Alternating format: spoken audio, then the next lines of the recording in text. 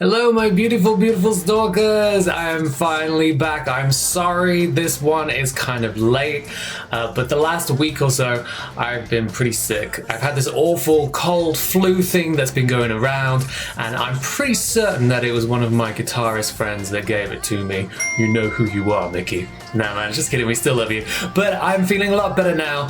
I am still feeling a little bit stuffy, as you can probably hear, and you can probably see, to be honest. I'm not looking my best. I'm not feeling my best. But things are getting back on track. I'm playing catch up. I've got some recording to do that I was meant to do this week. And thank God I'm feeling better because this week we have album cover photo shoot. Yeah!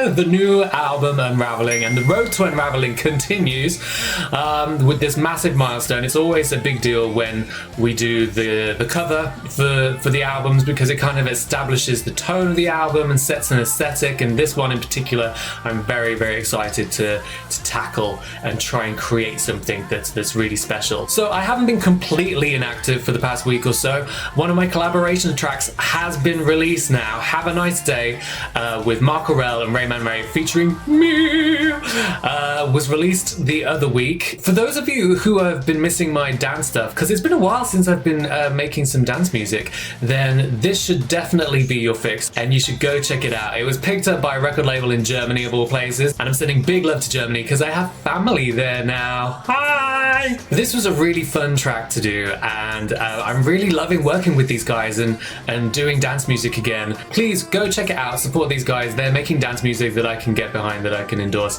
and I'll put links in the description so you can go and listen to it. The single comes with a bunch of remixes as well, so there should be something for everybody. So I've actually got a really busy period coming up. I've got a whole bunch of videos and stuff to do for the new album, and I've also been working on some new video game projects which I can get into a little bit later, because as usual I can't say anything now and it sucks, but hey. So since I'm playing catch up, I figured a good way to do this would be another always entertaining installment of I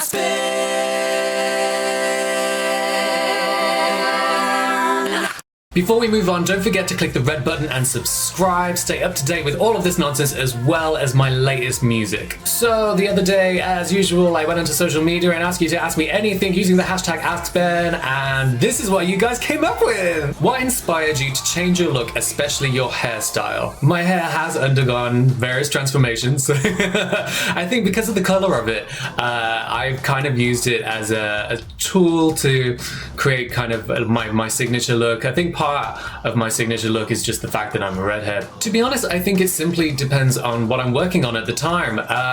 During like the upgrade era, I had that like cute little, it was short, but there was like this little quiff going on, and that's because most of my work I was doing was in Japan, and obviously they like the whole kind of boy, man, young, kind of androgynous look, very smooth, very slick.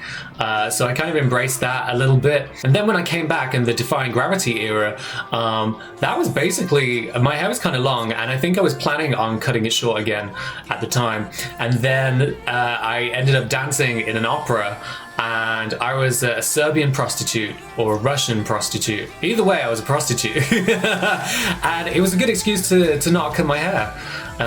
Laziness. And then the rebellion came along. The whole concept of the rebellion was to make this big, bold, hard statement, and the perfect look for that was just leave my hair even longer, make it a bit rougher and gruffer and messier, and just have that rock and roll look. And that's it. Who knows what my hair will look like in the future? I've been trying to write lyrics for a while and they turn out horrible. How do I get good like you, sensei? Ego ga ine. I'm only kidding.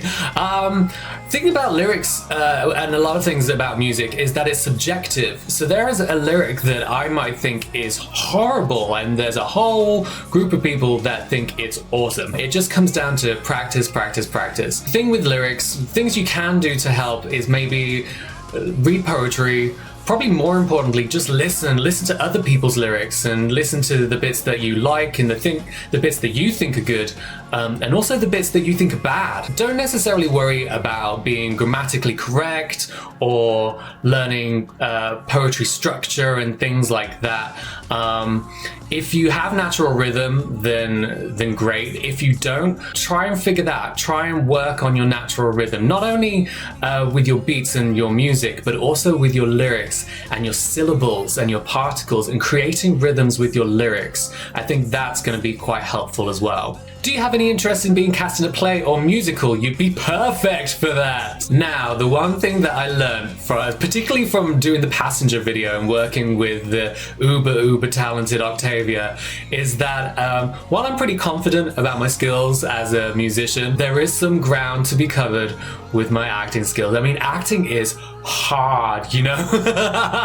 Right now, my focus is on music. I think if I was going to pursue that, I would want to put the legwork in first, take some classes, do a course or something, and really hone those skills, because those guys work hard. I have admiration for actors everywhere. And yeah, massive shout out to my friend Octavia, who did an amazing job in the Passenger video. If you haven't seen it, go check it out now. Have you ever heard your songs on the radio? What was your reaction? And if you haven't, how would you react? Now, obviously, I've done a bunch of remixes, and for the longest time, I never heard them anywhere. But for honestly, it was years. My friends would go like London, Europe, America, and they'd give me a call and was like, oh, they've just played your song. And I'm like, oh, man, really? And I never experienced it myself for the longest time. First few times I went to Japan, I was so busy doing the promo, I never like experienced it myself. I never heard myself on the radio or saw myself on the TV. It was only during the Upgrade era I saw my commercial on TV for my album. That was pretty cool. And I also got to watch one of the concerts that I did in Japan as well. It's a little bit surreal. I have this knack of compartmentalizing, and it's all me. It's just that the performer side is just kind of me exaggerated. When I watch footage back, and especially when like I've seen myself on TV and heard myself on radio, it just doesn't feel like me. I think it's quite a healthy way to approach anyone who has a job in entertainment. I feel like it's helped keep me grounded, and I haven't got sucked up into the madness that often happens. And yeah, considering the things that I have done and managed to achieve, I'm quite proud of myself that I'm a fairly regular, normal functioning human being. Or as close as I get. That's it for today. As usual, make sure you click the red button to subscribe to stay up to date with all of my vlogs as well as my music. Follow me on social media. All the links are in the description. If your question didn't get answered this time, ask it again. Use the hashtag AskBen if you have any new questions. Chuck them to me. I'll chuck them anywhere. I will find them. They will make their way to me somehow. And I'll see you all again very, very soon. Bye!